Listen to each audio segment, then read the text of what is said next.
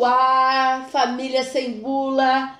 Isso aí, estamos agora mais uma vez aqui na nossa roda de café hoje, de conversa boa, falando sobre birra e manha. E nesse vídeo nós vamos direcionar um pouquinho aí para os nossos adolescentes. Eu quero compartilhar aqui uma experiência falando sobre a questão dos cortes, né, que a gente tem hoje tão comum dos adolescentes. Teve essa história da baleia azul, enfim, mas eles continuaram. E eu também vivenciei essa questão. Primeiro a minha pergunta era assim, se corta com o quê? E eu fui descobrir que eles começam com o apontador. Então eles jogam o apontador na escola, eles pisam em cima do apontador, eles pegam aquela lâmina, e aquela pequena lâmina é uma das técnicas, deve existir outras, né? Mas essa é uma das técnicas, e aí faz aqueles, né, riscos. E às vezes esses riscos vão ficando mais profundos, enfim, e vai causando essa preocupação, essa angústia nos pais, né? Porque isso pode se tornar algo maior, algo mais perigoso e até para outras partes do corpo, enfim. Então, né, é uma experiência muito difícil, que eu acredito que alguns de vocês tenham, né, já passado, enfim. E aí o Zac, acho que vai poder falar um pouco mais, né? A Fernanda, não sei se você já vivenciou isso também. Hoje, graças a Deus, eu já pulei essa fase. Então hoje não tem acontecido mais, né, essa questão do automutilação, né, enfim, mas é preocupante. E aí é uma forma, será que a gente pode classificar isso de uma forma de uma birra? Né? Será que isso é uma manha? Né? Entraria dentro de alguma forma dessa coisa de chamar a atenção? Né? Que dor é essa? Para que fazer isso? Então, a gente queria trocar um pouquinho sobre essa experiência, né, difícil, que eu sei que é muito comum nos adolescentes, e como a gente poderia lidar. Quem quer começar aí, então? Sempre eu, né? Olha só. Joga a batata quente pro Isaac. Vamos lá. É muito difícil a gente poder trazer uma afirmação que a automutilação ela é só uma birra, né? Acho que depende muito do contexto familiar, de cada adolescente. Porque é aquela coisa da negociação. Às vezes eu estou contrariado porque foi me dada uma responsabilidade e eu não consegui cumprir essa responsabilidade. A maneira que eu tenho de atingir alguém é às vezes achando que eu vou fazer só para mim. Eu estou só me machucando, né? E não pensa em todo o efeito desse machucar-se que vai trazer para o pai, para a mãe, né? Enfim, para a própria escola ou para a família, né? Às vezes vem a ideação suicida também, que é essa coisa, a gente vai voltar lá atrás, no nosso primeiro vídeo, falando exatamente sobre essa questão de não saber expressar sentimentos, né? Então, quer dizer, eu estou aqui em sofrimento, estou numa angústia e eu não sei como fazer. E aí talvez eu comece a barganhar, comece a fazer manha, né? Principalmente às vezes quando o adolescente ele vem de uma ideação suicida e ele tentou o suicídio, ele entra numa coisa de manha, porque a família vai ficar ali o tempo inteiro zelando, velando, cuidando, negociando para poder fazer com que aquela pessoa não faça aquilo, né? E aí automaticamente ele se torna o centro. E esse centro ele começa então a negociar de uma forma até ruim, que ele vai ser, né, aquela pessoa que vai dizer: minha mãe disse não para mim, então eu vou lá e já sabe, né? Você já sabe o que aconteceu. Então assim, às vezes de uma forma consciente, às vezes de uma forma inconsciente. Mas é muito perigoso a gente trazer uma afirmação que só é birra, né, por conta disso. Mas a gente pode falar sobre essa temática que é muito importante no nosso canal, né? Acho que falar sobre a questão da mutilação, falar a ideação suicida, o próprio suicídio, né? Que é um tema que a gente precisa conversar, debruçar ele, compartilhar, ouvir os pais que já passaram por isso, né? Como é que lidaram e como é que lidam, né? E aí a gente aproveita a Fernanda aqui. Fernanda, não falando, né, na questão tanto da automutilação como do suicídio, mas como é que é para você como mãe, como é que foi para você como família lidar com isso? Né? Com essa questão do filho menor, da filha adolescente que tem lidado nessas fases de manha, de birra, como é que tem sido para você como mãe? É sempre difícil, né? É sempre um desafio. A gente até estava conversando aqui, eu acho importante ressaltar que é muito importante buscar ajuda. Então, os meus 2 filhos, né, o pequeno já fez terapia, hoje ele teve alta por questões de que no momento ele era muito pequeno e a psicóloga naquele momento avaliou que não seria mais necessário, né? Mas ele faz o acompanhamento com a pediatra, faz uso de algumas medicações que precisam para auxiliar ele nesse momento, no controle das emoções. E a minha filha faz terapia já desde que ela chegou com 8 anos de idade, né? Já 4 anos ela faz, é um processo muito importante para ela, semanalmente ela faz. E eu também busquei ajuda, chegou um momento que eu senti necessidade por conta de não conseguir lidar com algumas questões, então acho que é importante também.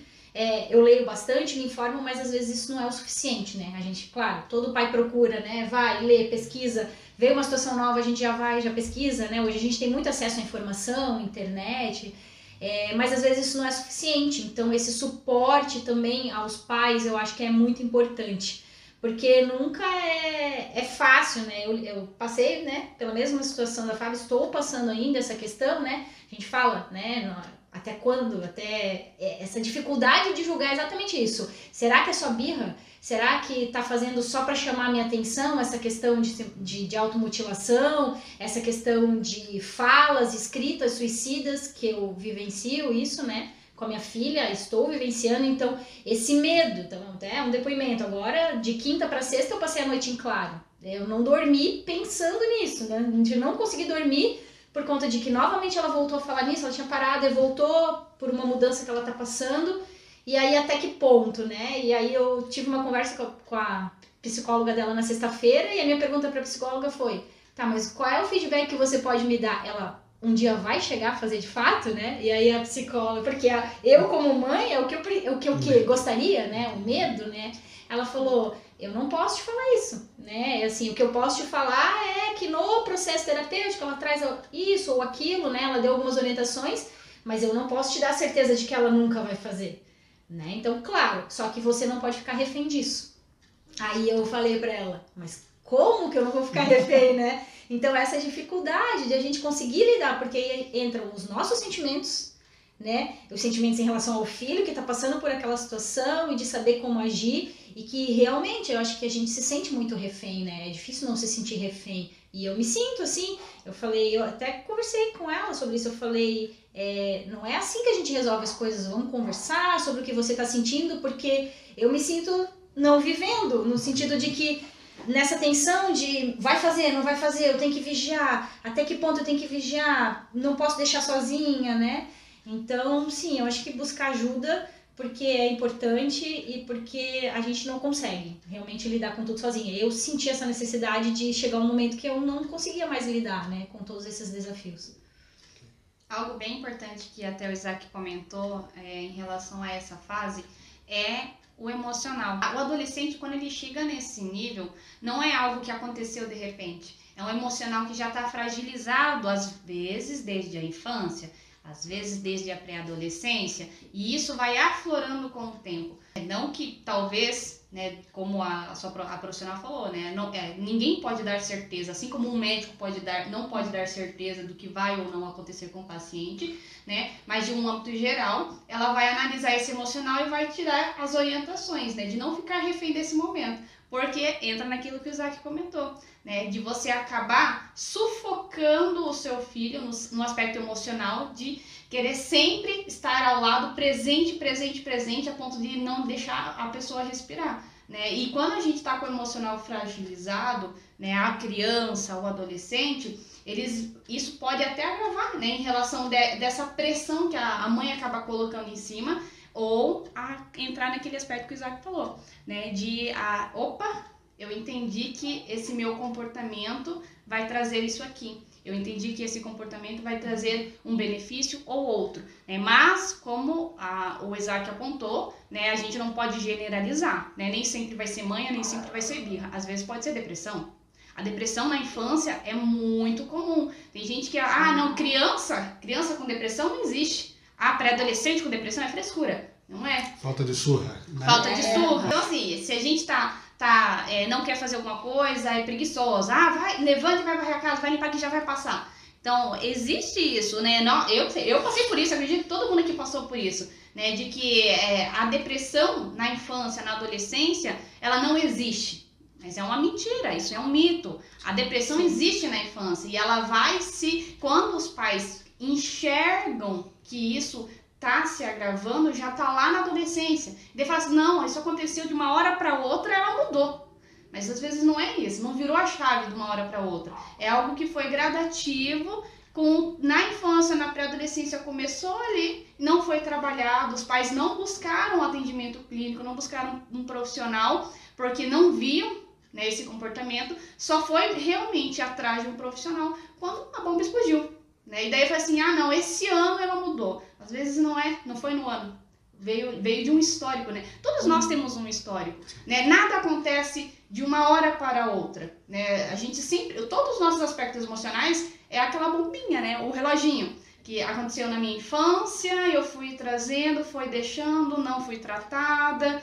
Quando vai ver, eu passo por uma situação difícil na minha pré-adolescência, daí quando foi ver, eu passei uma situação difícil na minha juventude, na vida adulta, bom, explodiu o emocional. Ou não, pode explodir antes, pode explodir na adolescência. Né? Então, tudo isso é um assunto bem complexo pra gente conversar. Dá um vídeo de mais de 1 hora, com certeza. Né? E eu passo a bola, então, pra Eu queria aproveitar essa fala da Jéssica até para fazer uma implicação aqui, né?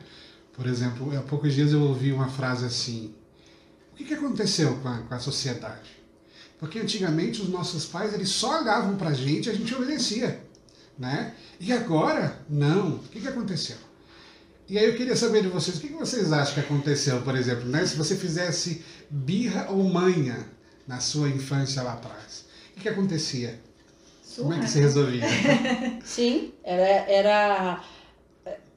não existia todo esse diálogo, né? Era, vai para o quarto, vai dormir, ou, enfim, né? Parou, chega.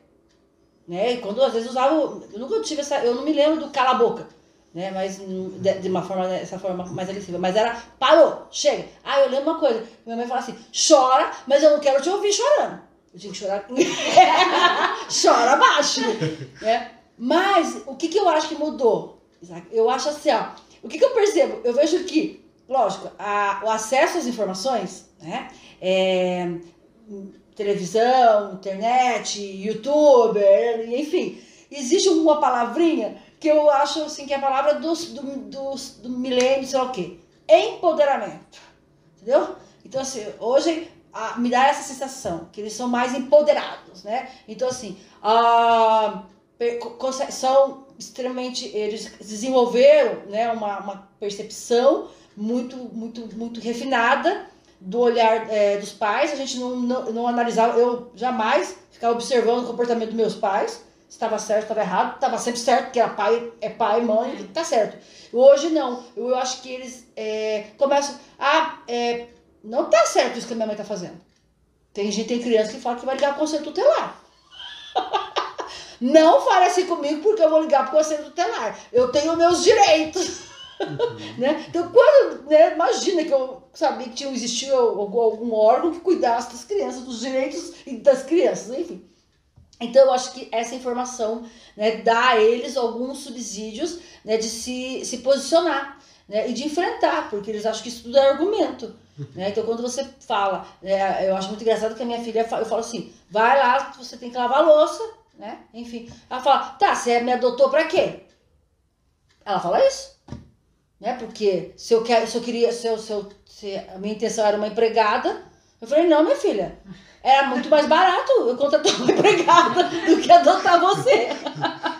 Então, o meu objetivo realmente não era o trabalho doméstico, mas você divide uma casa comigo, então eu tenho a minha parte, você tem a sua e ponto. Porque a adoção, né, agora eu vou falar do que eu vivo, né? Enfim, a Fer também, ela traz para a criança uma forma de se vitimizar, né? E às vezes eles usam isso, né? Então se você não queria ter problemas e não adotasse, que eu acho que o filho biológico fala, não tivesse, então. Exatamente. Né? Eu acho que só muda a forma, né? Então por que você, se você não queria ser pai, por que você foi ser pai? né? Enfim, então eu acho isso. Eu acho assim que hoje os adolescentes têm essa coisa de serem mais empoderados, se achar que domina algumas informações, e eles usam de uma forma muito mais articulada e nos colocam contra a parede sobre algumas questões que a gente não tinha essa atitude, essa coragem. Posso só levantar uma situação? Bom, primeiro, quando a gente fala, enfim, dos tempos dos nossos pais, né, era uma época completamente diferente no olhar emocional e do diálogo. Não tinha. Resumindo, não tinha. Né? Eu mando e pronto. E se você não obedecer, você vai apanhar e fique quieto. Né? E engula o choro. Né? Então, isso já são alguns aspectos que às vezes a gente levou para a nossa vida, né? No sentido emocional da vida adulta. Outra situação é que, naquela época, a gente não tinha, né? Eu digo o tempo da minha mãe, né? Das pessoas, não tinham a fase da adolescência. Porque você era criança e, de repente, você era adulto. No termo de responsabilidade. A minha mãe, com 10 anos, criou todos os irmãos, praticamente. Eram 10 crianças. Minha avó e meu avô saíam trabalhar no sítio. E ela tinha a responsabilidade de fazer a comida para a família, de fazer o almoço. Com 10 anos. E, de repente, ela chegou na juventude já com uma carga de responsabilidade muito grande e ela teve que casar e teve os filhos dela. Né? Então, quando a gente fala daquela geração, né, da geração X, eu acredito que seja, da geração X, eles não tiveram essa fase da adolescência. Porque primeiro você era criança e depois você já tinha uma responsabilidade gigantesca. Né? Já na minha geração, eu acredito, né, ali depois dos anos 90, já não teve mais um pouco dessa visão. A minha mãe sempre disse isso. Eu tive essa infância, eu não quero dar essa infância para os meus filhos porque eu sei como foi difícil para mim ter toda essa responsabilidade. E é uma carga emocional que até hoje, minha mãe também fez terapia, tá? Depois de adulta. Porque até depois da vida adulta ela carregou isso com ela, sabe? De ter que sempre zelar por todo mundo. Minha mãe tem isso, né? Até hoje. Então, é uma geração completamente diferente, né? No aspecto emocional, né? Quando a gente faz essa reflexão. E também que agora, talvez, não está tendo em alguns lares o equilíbrio. Porque, veja bem, a minha mãe teve uma infância muito difícil. Que apanhava de pau, apanhava de qualquer coisa que tivesse na frente. Né? Se não fizesse, não limpasse a casa com 10 anos. Né? E ela falou, eu não vou trazer isso para meus filhos. Só que ela conseguiu ter esse equilíbrio, né? Em alguns momentos ela perdia o equilíbrio e em outros momentos ela sentava e conversava. Então, mesmo com as situações, né, que a gente teve, que acredito que todo mundo passou, né, de levar uma cocinha de vez em quando, ela conseguia ter os momentos de diálogo e conversar com a gente. Não foi 100%, porque ninguém vai ser 100% na vida, né? Mas eu acredito que essa reflexão sobre essa fase de ter o equilíbrio, porque eu não tive, agora eu dou tudo. Né? Até teve uma vez que eu fiz uma palestra e uma mãe falou bem assim, eu não tive nada na minha infância e na minha adolescência. A gente era muito pobre, muito pobre. Hoje eu tenho uma condição financeira muito boa, mas como a minha filha mais velha passou por essa situação, que ela engravidou cedo e tudo mais, ela passou por essa fase difícil financeira que a gente teve. Hoje a minha filha, mesmo com a condição financeira que a gente tem, ela é extremamente assim, calculada em relação ao financeiro. Não, eu vou comprar uma roupa para ela, ela já fala assim, não mãe, isso aí tá muito caro. Né? E ela não precisa ter esse pensamento. Já os irmãos que vieram em outra fase financeira da família, já não tem essa reflexão. Então, dá pra conversar muito sobre isso. Misericórdia, eu vou falar aqui mais de meta. Vou ouvir que a Fernanda aqui, ó. Vamos lá, Fernanda. Enquanto você estava falando, eu estava pensando, né, na pergunta do Isaac também, eu acho que essa mudança também gerou um conflito na nossa geração como mãe e pai, né? Porque eu venho bem dessa educação de que minha mãe e meu pai nunca foram de bater, assim, surras, não, mas sim, eu apanhei, né? Porque é daquela geração que apanhava e tal. E hoje, na minha formação, eu sou contra bater. Eu sou contra, né? Eu tento usar outras coisas com os meus filhos.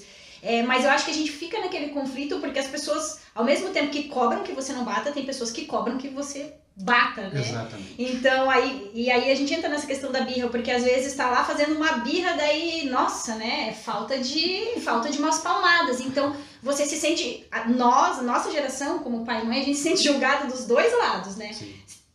Se não bate, e se bate. Então, eu acho que é bem complexo. Isso também veio trazendo uma série de mudanças e talvez também por isso eu acho que as crianças... eu escrevi um artigo no trabalho sobre que essa geração que está vindo agora é a primeira geração com QI mais baixo que o dos pais. QI no sentido de inteligência de leitura, interpretação de texto. Mas, ao mesmo tempo, em outra inteligência, em acesso à informação, eles são muito mais rápidos, eles têm muito, né? Essa coisa do acionar o conselho tutelar, né? Eles falam, minha filha fala pra mim, né? Ela não pode bater, porque, né? Então, existe alguém que protege a gente denuncia. E realmente, na nossa época, que a gente não sabia disso, né? Senão a gente denunciava também, né? A gente não sabia, né? Então, eles têm essa informação. E aí, pra gente, fica mais difícil. Então, eu acho que é um desafio muito grande, assim. Eu ouço dos meus irmãos. Porque meus irmãos batem nos filhos. E batem, eu já vi surras, assim, que me chocaram, assim. Então, eu sinto esse julgamento deles, né? Do meu pai. Meu pai é um santo, gente. E ele falou esses dias pra mim, assim... Você não acha, pro meu filho, né? Ele tava lá, daí fez uma birrinha lá. Aí, você não acha que talvez não precisa bater forte, mas uma palmadinha, talvez, né? Eu falei, pai, não adianta, né? Não é o que eu acredito e eu não vou fazer. Mas tem isso, né? Então você fica meio perdido, assim, né? Exato. Do caminho. E aproveitando exatamente essa narrativa histórica que vocês trouxeram aqui, né? O que mudou? Então, nós tínhamos uma família que tinha lá 10, 11 filhos, os pais precisavam trabalhar, os mais velhos precisavam cuidar da casa, e automaticamente ele tinha uma responsabilidade, se não cumprisse, punição, né? E era sua, e às vezes pesava a mão, né? De bambu, de vara de marmelo, né? De chicote, ou seja, esse indivíduo se tornando adulto, o que ele vai aprender a fazer com o filho? O mesmo modelo, né?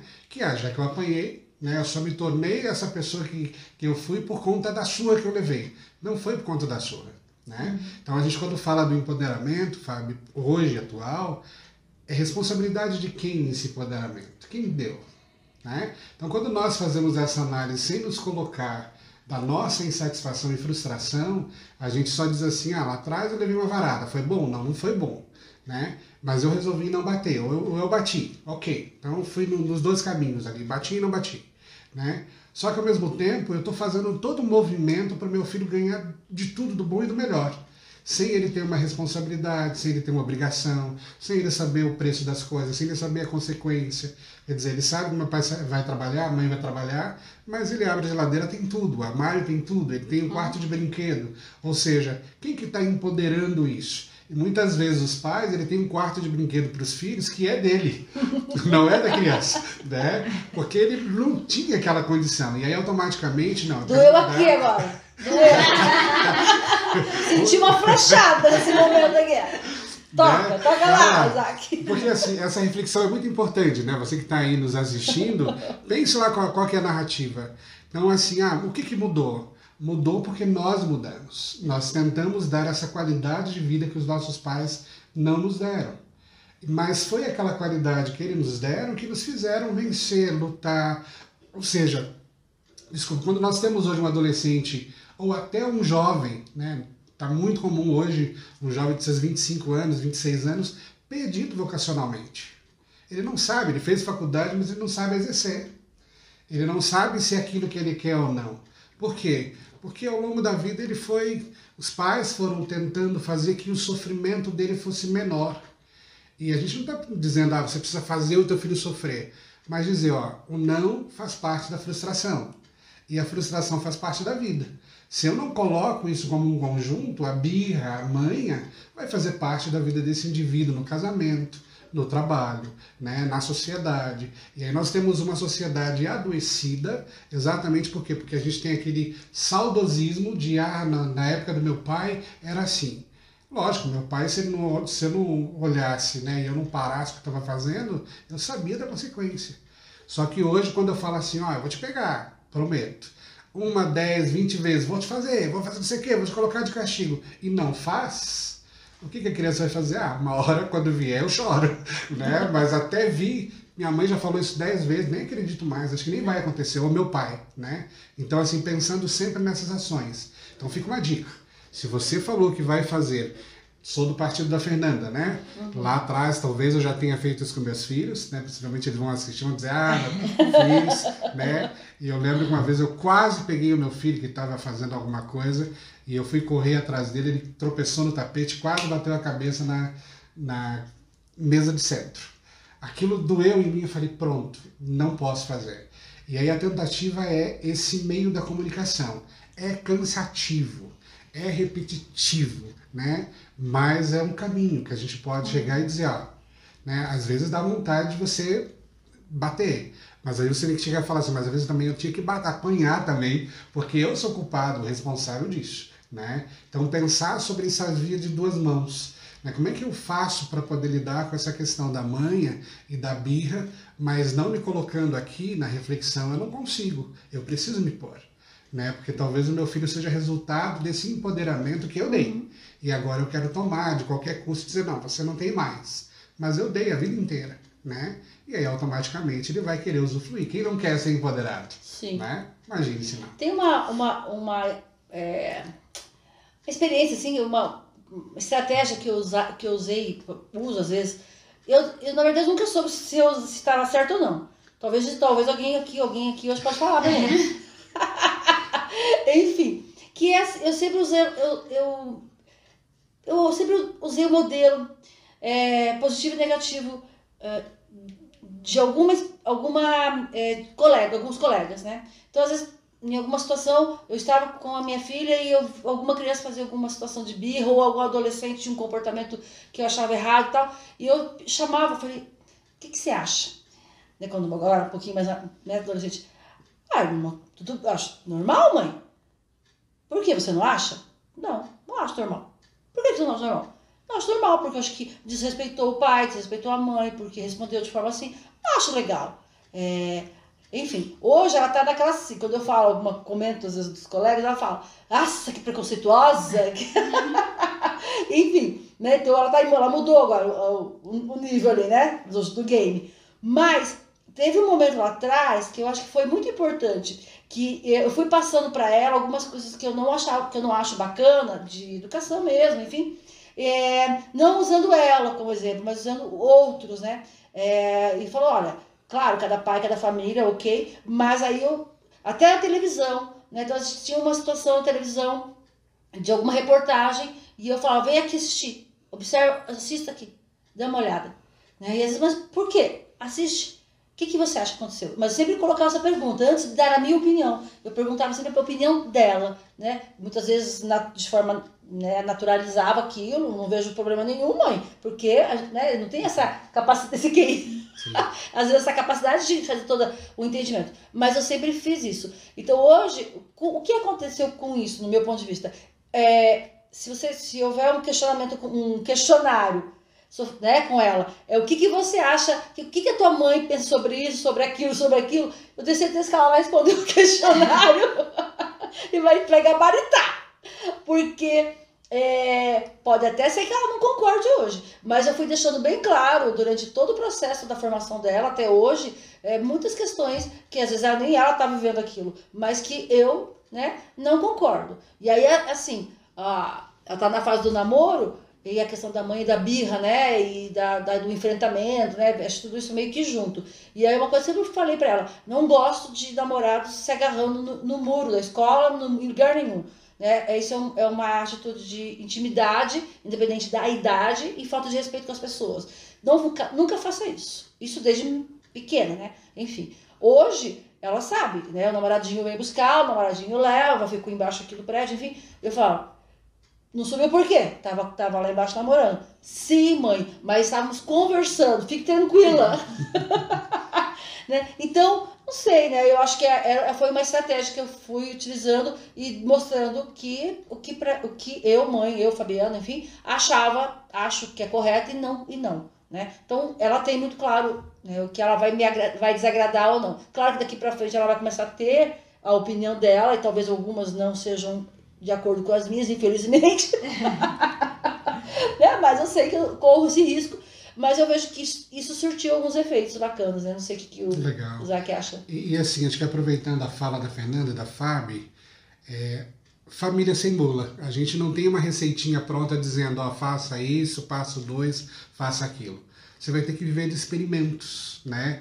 Mas tentando fazer os experimentos o mais saudável possível, com qualidade de vida, tanto para você como para sua família, né? Hoje nós tivemos o privilégio de estar com a Fernanda aqui. Futuramente vamos ter aqui a presença de mais um homem, né? Eu sou aqui o homem da turma. E depois a gente está preparando também um outro momento que a gente vai ouvir essa turma, os nossos filhos, né? Então a gente vai fazer um bate-papo com eles, né? Família sem bula, papo de adolescente, a gente vai abrir o jogo aqui e eu espero que você assista, compartilhe, né? E aproveite esse momento. Mas assim, lembrando, a dica que a Fernanda dá, que a Fábio dá, a Jéssica dá, nós estamos dando aqui, é para que você possa, de repente, abrir um leque. E aí a ajuda profissional traz também esse abrir o leque, né? Porque às vezes você está tão olhando fixamente aquele problema, ou lidando com aquilo como se fosse só teu, como se ninguém mais passasse por aquilo, que você talvez tenha medo de pedir ajuda, ou de receber ajuda, né? Então nem tudo o Google vai resolver, né? Às vezes é furada o Google, né? Ajuda um monte, mas tem coisas ali que você precisa buscar, não só porque nós somos profissionais, né? Mas no sentido de você poder compartilhar com alguém que se preparou para esse momento, tem tentado se preparar para tentar oferecer a você uma reflexão, uma implicação, né? Eu, como psicólogo, gosto muito de implicar com meus pacientes, fazê-los pensar, né? E a partir dali eles tomarem uma decisão que é melhor para eles. Eu não estou lá junto com eles, né? E assim como também você sabe, eu ouvi uma dica da fulano de tal. Tenta, experimenta. Se deu certo, ok. Mas não seja como nossos pais lá atrás, né? Eu estou mandando, mas por que você está mandando? Porque eu sou teu pai. Pronto, acabou a conversa, né? Explique, converse, sente, dialogue, né? Traga isso como uma reflexão, como a Fábio colocava ali, pegando exemplo dos outros, para poder compartilhar esse momento de aprendizado e de aprofundamento, né? Acho que é isso que a gente quer trazer para você aqui também. Muito bem, estamos terminando. Essa é a minha função, abrir e fechar a porta. Então eu estou fechando esse vídeo, né? A gente vai voltar, né, com outros temas aí que eu tenho certeza que são bem bacanas, né? Conversa é boa, né? Então eu vou passar ali para a Jéssica encerrar e dar as dicas para que vocês possam compartilhar. Eles brincam comigo, sabe? Eles falam, fala você. Eu falei, não sei falar essas coisas aí, compartilha, ativa o sininho, ativa não sei o quê. Não sei, não quero aprender, já passei dessa fase. Então comenta aqui se você também não sabe. Isso aí! Deixe seu comentário, sua contribuição aí. Eu acredito que soma muito nos nossos vídeos, no nosso conteúdo. Saber que você também passa por isso, assim como a gente sabe que não existe bullying em família nenhuma, né? É tentativa, acerto e erro, tá? Acessa ali, clica no cantinho onde tem o sininho para você não perder os nossos vídeos. Vai lá no Instagram, Família Sem Bula, e dá um like lá nos nossos conteúdos, acompanha a gente, para você ficar ciente também dos nossos conteúdos, do que a gente vai colocar aqui. Isso aí. Beijo, tchau. Tchau, tchau.